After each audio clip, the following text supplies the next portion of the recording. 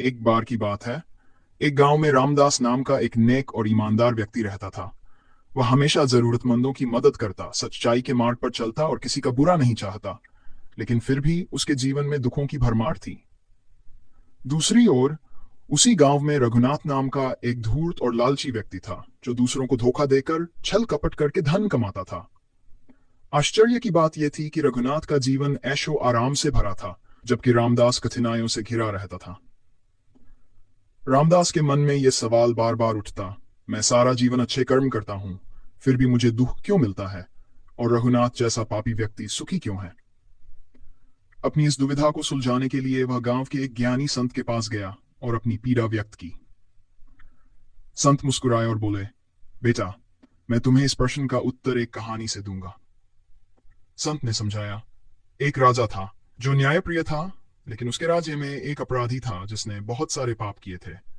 राजा ने सोचा कि उसे तुरंत कड़ी सजा देनी चाहिए, लेकिन तभी मंत्री ने कहा, महाराज, उसे थोड़ा समय और दे दीजिए, हो सकता है वह अपनी गलतियों को सुधार ले। राजा ने मान लिया और अपराधी को कुछ समय और दिया।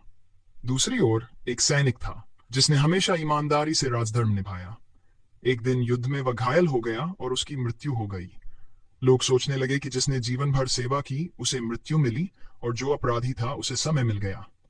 लेकिन राजा जानता था कि सैनिक ने अपने कर्मों का फल पा लिया और अपराधी को अपने कर्मों का फल भविष्य में मिलेगा।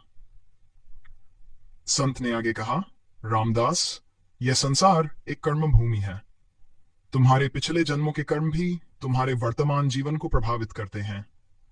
अच्छे लोगों को कभी कभी अपने पिछले जन्म के कर्मों का फल भुगतना पड़ता है, जबकि बुरे लोग अपने अच्छे कर्मों का बचा हुआ फल भोग रहे होते हैं। लेकिन न्याय का चक्र कभी रुकता नहीं। जब समय आएगा तो पापी को भी अपने कर्मों का दंड मिलेगा और सच्चे व्यक्ति को उसका उचित फल मिलेगा। रामदास को अब समझ आ गया कि ईश्वर का न्याय तुरंत नहीं होता, लेकिन अवश्य होता है। उसने धैर्य रखा और अपने कर्मों में विश्वास बनाए रखा। समय बीता, रघुनाथ के पाप बढ़ते गए और अंत में उसे एक बड़ी विपत्ति ने घेर लिया। दूसरी ओर रामदास की ईमानदारी और अच्छाई ने उसे सम्मान और समृद्धि दिलाई। सीख, कर्मों का फल अवश्य मिलता है, कभी जल्दी कभी देर से, लेकिन न्याय का चक्र अवश्य घूमता है।